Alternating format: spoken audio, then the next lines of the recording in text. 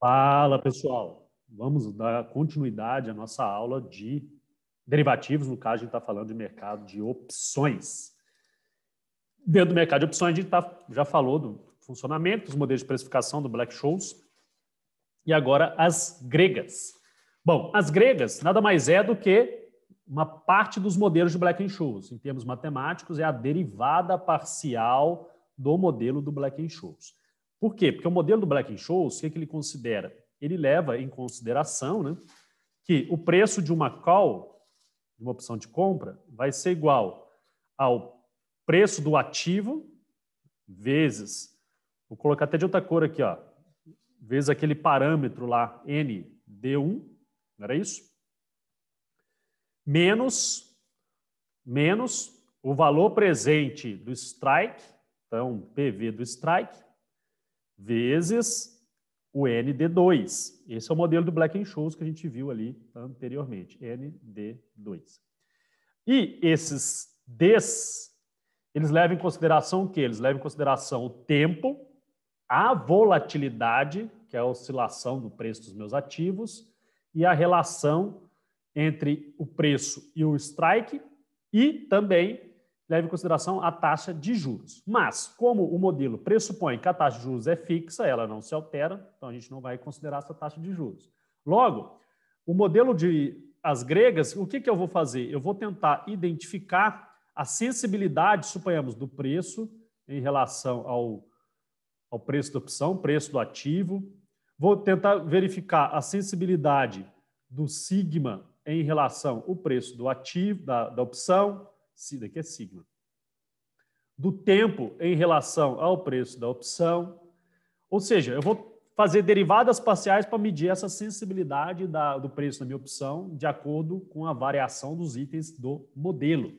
Então, são indicadores matemáticos que refletem a alteração de preço das opções em relação a outros itens, como o preço da ação, volatilidade, tempo. Taxa de juros, o modelo considera como fixa, né?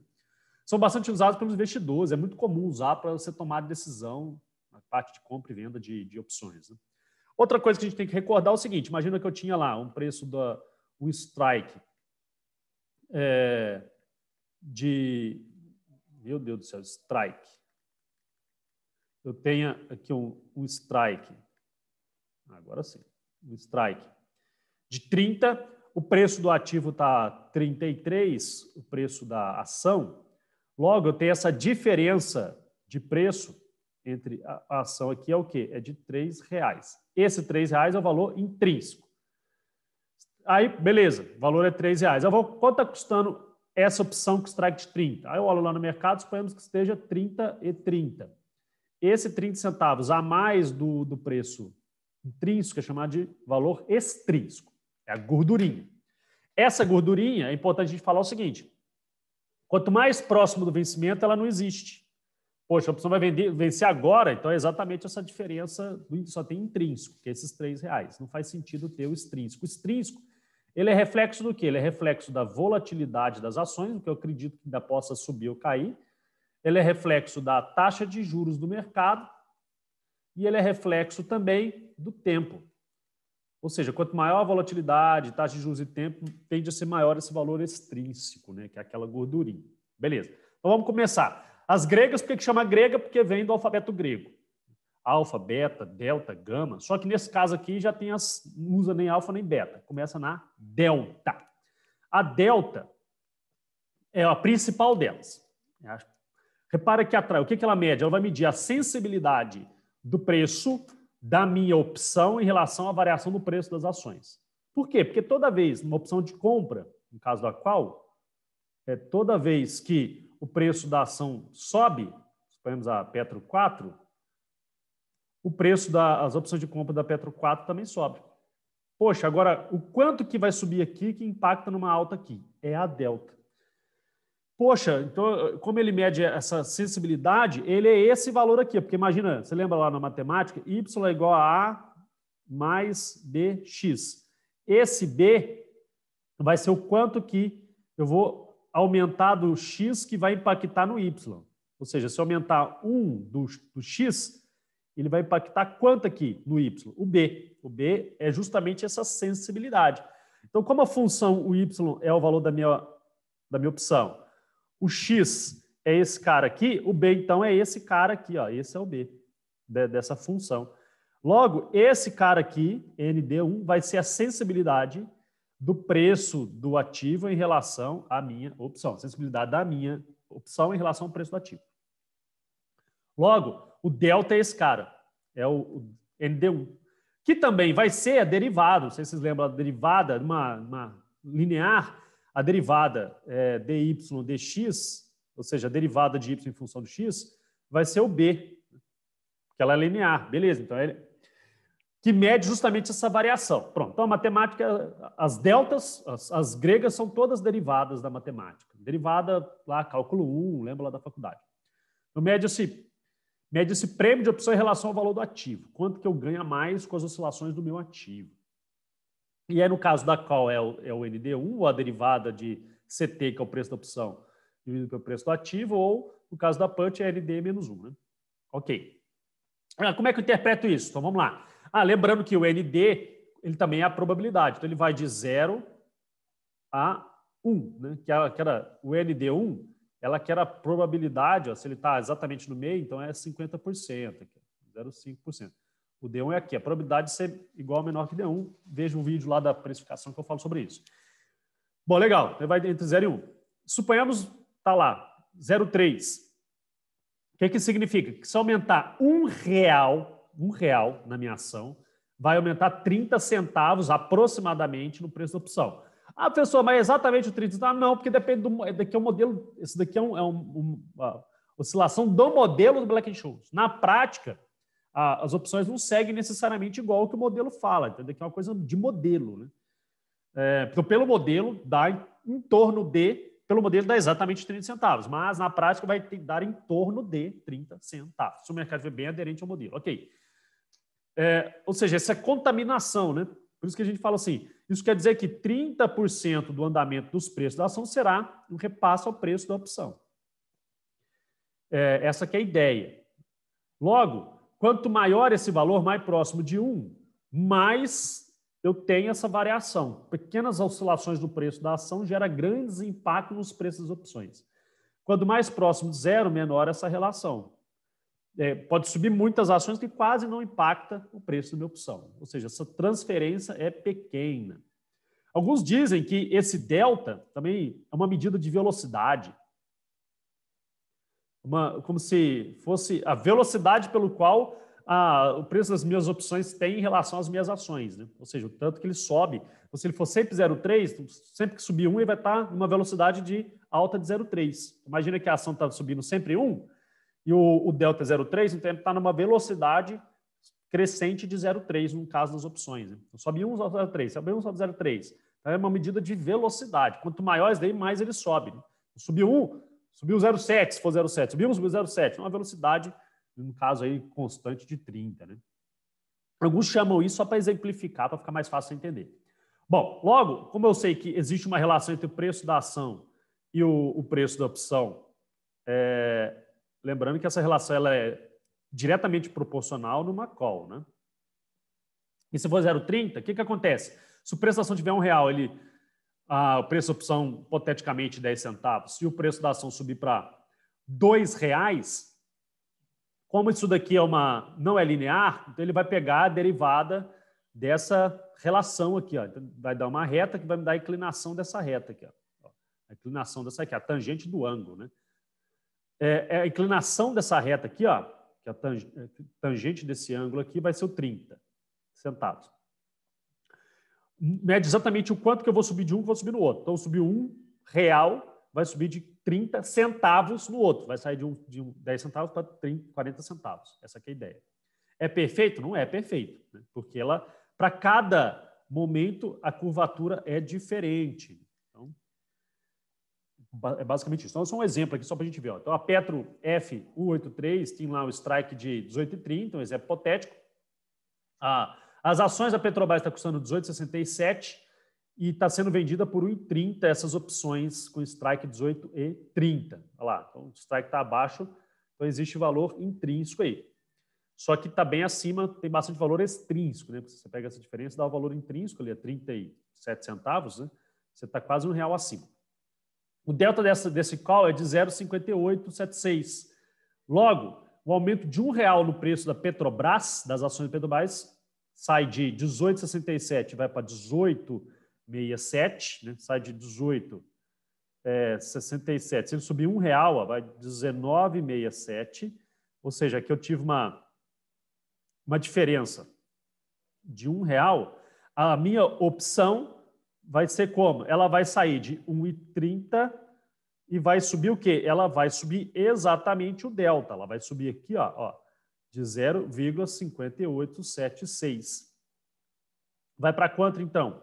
Vai para 1,88. Ó, esse valor aqui. Essa é a ideia. Bom, basicamente é isso. E aí, quando a gente faz uma relação quando a empresa está dentro do dinheiro, fora do dinheiro, a opção, o que acontece? O delta ele vai de 0 a 1. Quanto mais próximo do dinheiro tiver no dinheiro, né, mais próximo do dinheiro estiver, mais próximo de 0,5 vai ser. Poxa, então o delta vai de 0 a 1, que vai de 0 a 1, beleza, mas o 0,5 é o meio. O 0,5 é exatamente at the money, no dinheiro. Por exemplo, se a ação está 30 e o strike também é 30, né, e logo o delta tende, não necessariamente, a ficar próximo de meio. Agora imagina aqui, ó, vou voltar aqui para a gente ver. Ó. Se eu tenho um strike de... Deixa eu apagar para ficar mais fácil. Se eu tenho aqui um strike de 30, significa que eu posso... Lembrando que a gente está falando de call, compra. Posso comprar por 30. Ah, poxa, a ação tá lá em cima, tá no 30. Então, o delta fica próximo do meio. Aí a ação foi lá para cima, foi lá para 40. Olha só, então o valor da minha opção sobe muito. Por quê? Porque o valor da minha opção, pô, só aqui já dá de valor intrínseco R$40, mais o efeito tempo, isso aqui, né?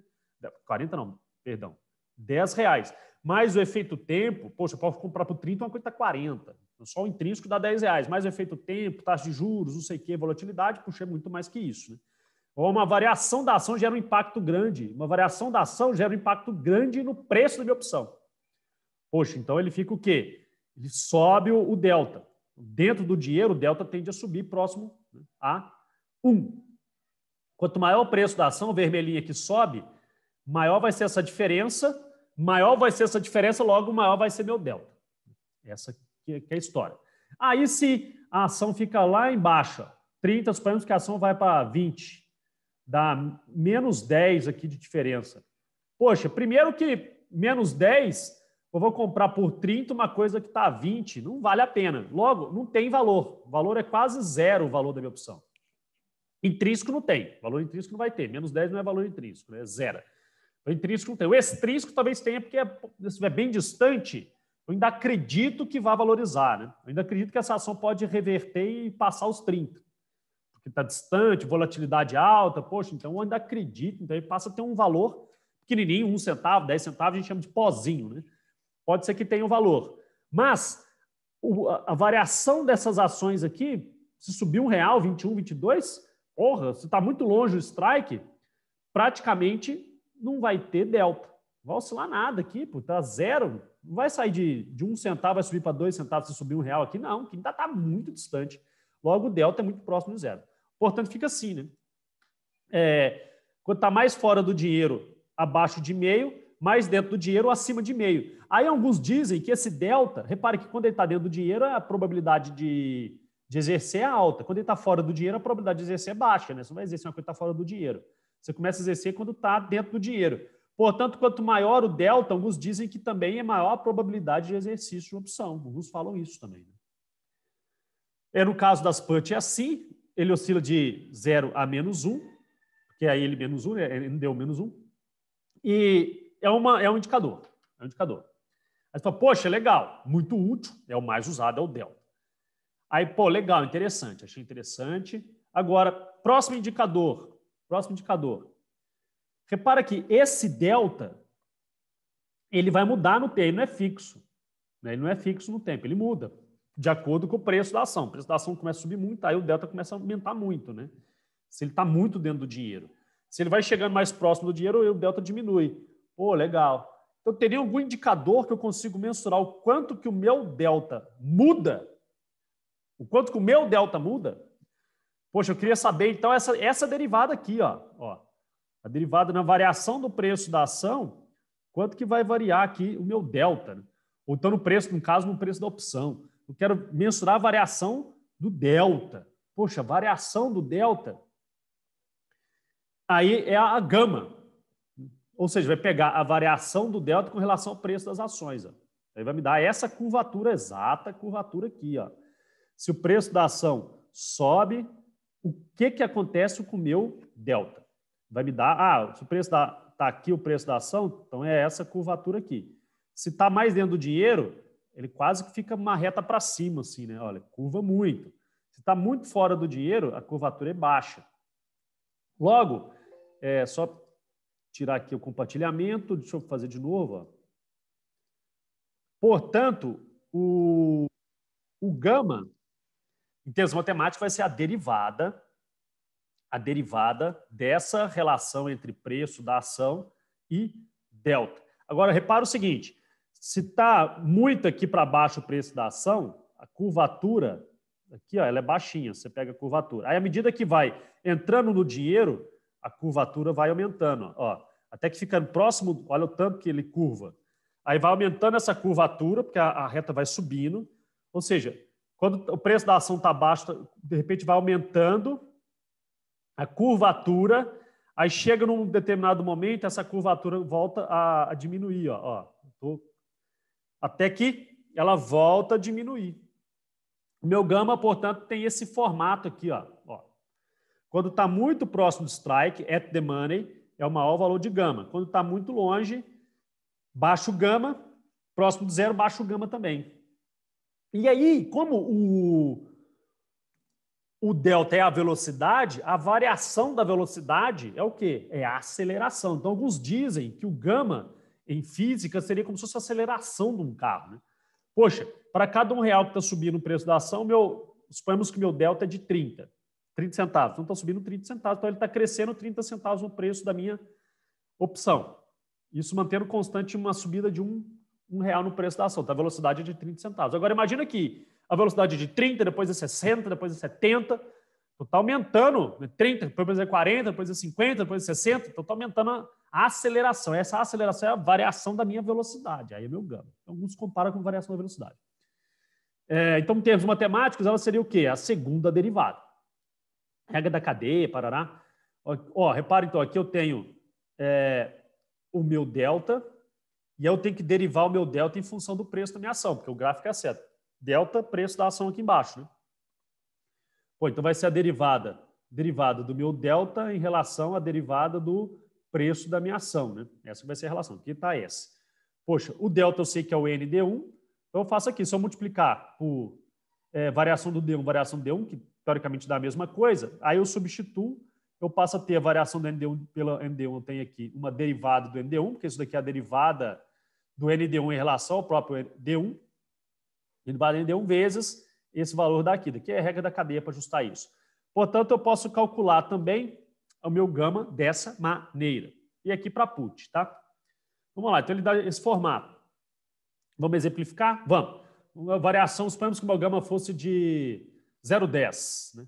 Então, se o preço da ação subir R$1, né? A gente está falando ou 1%, eu vou ter uma alta ali de 0,10 do meu delta ou 0,10% do meu delta.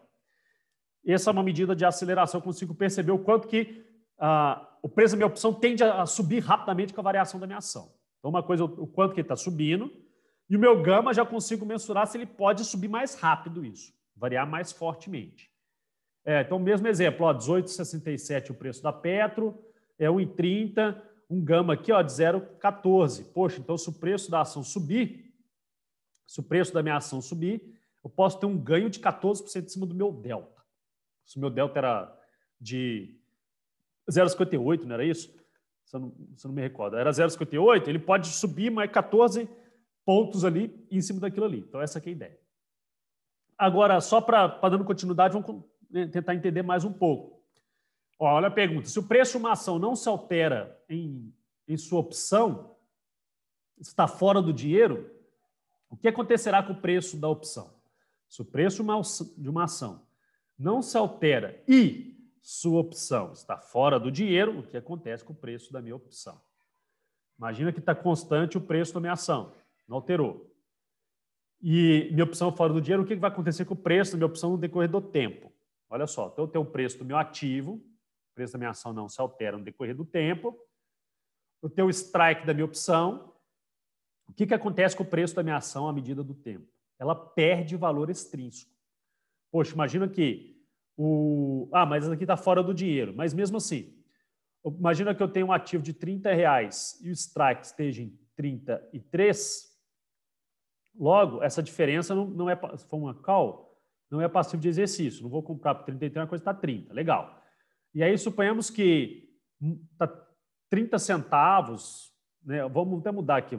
Vamos colocar para... Suponhamos que esteja 10 centavos o preço da minha opção. Porque está longe do vencimento. Ainda assim, eu acredito, porque esse valor extrínseco é reflexo da volatilidade, é reflexo do tempo e é reflexo da taxa de juros. Imagina assim, poxa, quanto mais tempo ainda, pode ser que esse valor dessa ação suba e passe a ter valor. Eu ainda acredito nela, é um pozinho, eu compro ela por 10 centavos. Eu estou acreditando nela, porque ainda está longe. Agora, quanto mais perto vai chegando o tempo, o que vai acontecendo com ela? Mais difícil fica de acreditar nela. Então, o preço dela tende a cair. Até que chegue exatamente no vencimento, vai ser essa diferença. No caso aqui, a diferença de 3 negativo, então é 0 no preço. Não tem valor extrínseco. Não vai ter valor extrínseco. Não tende a 0. Essa que é a resposta. Tende a 0 o valor da minha opção. E se fosse dentro do dinheiro? Agora invertida. O meu strike está 33, né? Não era isso? 33. Meu strike 33. Deixa eu ajustar aqui para ficar mais... Strike 33. E o preço da minha ação, suponhamos que está lá em cima do ativo. Suponhamos a 35. Logo, eu tenho uma diferença aqui de valor intrínseco, uma diferença de 2, né? 2 de valor intrínseco. Aí, quanto está essa call? Quanto mais distante, mais acima do 2 vai estar. Né? Então, suponhamos que esteja lá em R$3, R$1 acima do 2, que é o valor extrínseco. Beleza. À medida que... Mantendo constante, à medida que o tempo vai passando, o que vai acontecendo? Eu tenho R$2 de intrínseco mais R$1 de extrínseco. Esse extrínseco vai tendendo a 0. Com o tempo, ele perde valor. Logo, minha opção vai tendendo a R$2, que é justamente o meu valor extrínseco. Portanto, o prêmio dela aqui, ela não tende a 0, ela vai tender, nesse meu exemplo, a R$2. Ela começa, suponhamos, a R$3, cuja essa diferença aqui é o extrínseco, aí ela vai tendendo no tempo aos R$2. Essa aqui é a lógica. Porque, está chegando muito próximo, então é justamente essa diferença que eu já falei em todos os vídeos aí para trás. Agora, legal. E por que eu estou perdendo o meu tempo explicando, né, sobre tempo? Porque existe um indicador, lembrando que o modelo de Black-Scholes ele considera o preço da ação, ele considera a volatilidade, ele considera o tempo e ele considera a taxa de juros. Sobre o preço da ação, tiquei, já foi os delta e o gama. Sobre o tempo, ele também considera, que chama-se θ. O θ é justamente o quanto que está, né, eu tenho de sensibilidade considerando o tempo. Quanto mais longe, maior vai ser esse meu θ.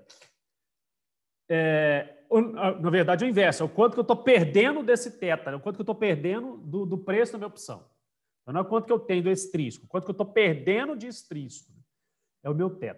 Então, quanto maior, mais eu perco de extrínseco. O raciocínio é o inverso, como eu falei. Então, mede a relação entre tempo e o preço da opção. Em outras palavras, mensura o impacto da passagem do tempo em relação ao preço da opção. Então, eu vou fazer aquela derivada, DC, que é o preço em função do tempo. DC em função do tempo. Então, é uma derivada, só que eu mudo lá, porque é uma derivada parcial, né? E aí, o que acontece? Ele vai medir o que? Essa depreciação no tempo. Se o θ é alto, a cada dia que passa, perco muito o valor extrínseco, perco muito o valor da minha opção. Né? Então, puxa, esse θ alto, para cada dia que seu dinheiro está, né, tá se dissolvendo. Começa a se... Então, beleza. Imagina um θ de 0,10 para tempo. Então, para cada um dia, eu estou perdendo 10 centavos na minha opção. Poxa, então se esse θ é muito alto, dissolve rapidamente a minha opção, né? Poxa, imagina se o preço da minha opção é de... Paguei 30 centavos nela e o θ dela é de 10 centavos. Ferrou. Para cada dia eu começo a perder 10 centavos disso daqui, mantendo o resto constante. Ah, Gai, mas aí pode ser que a ação suba, aí suba esse valor. Pode, eu só estou analisando o tempo. Então, eu estou perdendo o efeito temporal aí.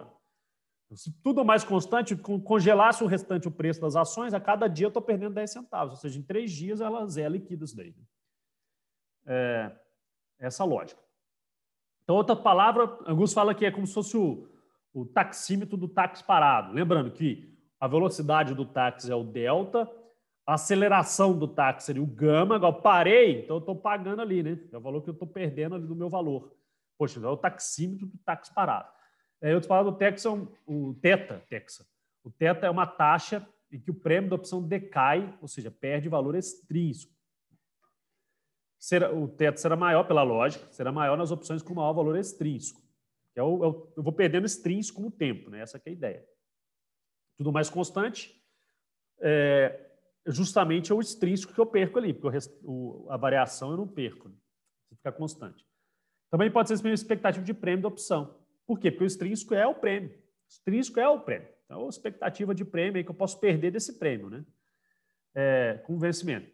Aí, bom, exemplo aqui, ó, peguei do fundo Versa, bem didático. Então, eu tenho lá um período desse daqui até aqui, a gente está falando de um período. Então, daqui para lá, um período, um dia, por exemplo, eu tenho um θ pequenininho. Aí o vencimento está aqui, né? Está chegando próximo do vencimento. Mais um dia. Aí, eu começo a perder mais θ. Começa 2 dias, meu θ vai aumentando. Porque a cada proximidade do vencimento eu começo a perder mais. Se eu estou com 10 centavos, eu estava com, suponhamos, a 20 centavos faltando 3 dias. Aí, de repente, minha opção caiu para 15 centavos, faltando 2 dias. Aqui eu perdi 5 centavos. Aí, de repente, mais um dia ele vai para aqui 18. Suponha, eu perdi 2 centavos. Aí, de repente, eu perco 8 centavos. Então, olha só, para ficar mais... Deixa eu apagar. Suponhamos que no primeiro dia estava 20 centavos. De repente foi para 18 centavos, ou seja, eu perdi aqui 2 centavos. Né? Aqui é o terceiro dia, o segundo dia. O primeiro dia, falta um dia para o vencimento. De 18 caiu para 10 centavos, eu perdi 8 centavos. E aqui venceu, eu vou perder o quê? Vou perder os 10 centavos, até que chega no vencimento. Ou seja, perdi 2 centavos, de 8 centavos, de 10 centavos. É justamente esse θ vai ampliando à medida que vai chegando no tempo. Né? O valor vai caindo de 20, 18, 10 e, se despenca. Essa que é a ideia. Aí o exemplo que a gente colocou mesmo, o exemplo, parará. E esse θ vai ser negativo, que é um valor que vai perdendo. Né? Então, está lá, 3 centavos, 69. Logo, a cada dia, eu vou perdendo 4 centavos. Só que, poxa, vai chegando, esse θ vai aumentando. Né? Bom, exatamente isso. O Vega não é uma letra grega, mas o Vega é uma outra das gregas, apesar de não ser uma letra grega. O Vega, ele mede a sensibilidade em relação à volatilidade.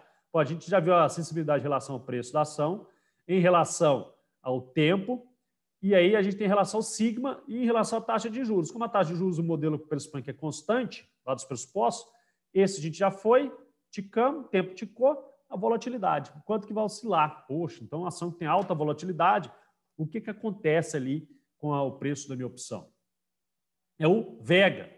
Então, se o Vega está de 1,50, se eu aumento 1 na minha volatilidade, 1%, aí depende da medida que você está usando, eu vou ter um aumento de 1,50 no preço da minha opção. Aqui no exemplo, o Vega desse meu exemplo aqui, dessa mesma opção, Petro RF 183, estava em quanto? Estava em, aqui, 1,7732. Logo, se aumentar 1 ponto na volatilidade, vai ter um aumento de 1,77 na minha opção. E a gente tem o RO. O RO já é em relação à taxa de juros, pressupondo que não é constante. Se eu pressupor que não é constante, aí eu tenho o RO. Vai medir essa variação em relação à taxa de juros. se eu pressupor que ela não é constante. O modelo pressupõe que é constante. Agora, se eu excluir essa pressuposição da constância da taxa de juros, eu tenho o meu RU. Logo, se o governo mexe na Selic, repara, mexeu na Selic, o que impacta no preço da minha opção? Selic está lá, 4,25, se eu subir 0,75, subir para 5, o que vai acontecer com o preço da minha opção? Então, resumo, síntese, só para a gente fechar, o vídeo ficou um pouco extenso.